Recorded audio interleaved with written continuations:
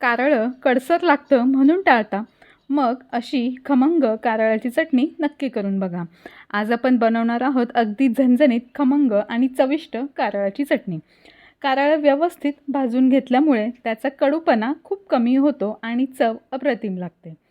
साधारण 1 कप इतकं मी कारळं घेतलेलं आहे. निवडून घेतलं आणि त्यानंतर कढईमध्ये मंद आचेवरती छान खमंग असं भाजून घेतलेलं आहे.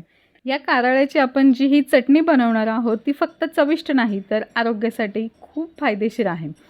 या कारळ्यांमध्ये फायबर, व्हिटॅमिन सी आणि अँटीऑक्सिडंट असतात. पचनाला मदत होते. आता कारळं थंड झालं की मिक्सरच्या भांड्यामध्ये काढून घेतलं आणि थोडंसं जाडसर कुटून घेतलं.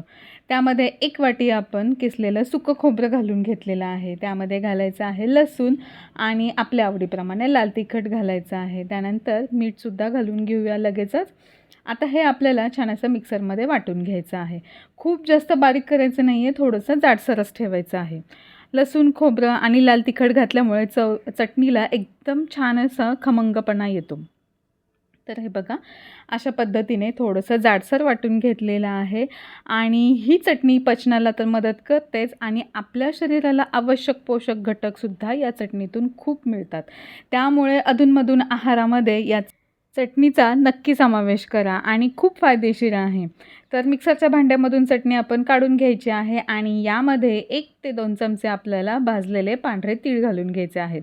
सगळे हे पदार्थ एकत्र करून घ्यायचे आहेत आणि हे बघा, अशा पद्धतीने आपली ही मस्त खमंग अशी ही कारळाची चटणी तयार झालेली आहे. हे भाजलेले तीळ यामध्ये घातल्यामुळे तिळामध्ये तर कॅल्शियम खूप मोठ्या प्रमाणामध्ये असते आणि खायलासुद्धा खूप खमंग लागते. तर अशा पद्धतीची ही कारळाची चटणी तुम्ही नक्की करून बघा आणि रेसिपी आवडली असेल तर व्हिडिओला लाईक करायला अजिबात विसरू नका. व्हिडिओ आवडला तर लाईक, शेअर आणि आपल्या यूट्यूब चॅनलला सबस्क्राईब करा. फेसबुकवरून बघत असाल तर पेजला फॉलो करा.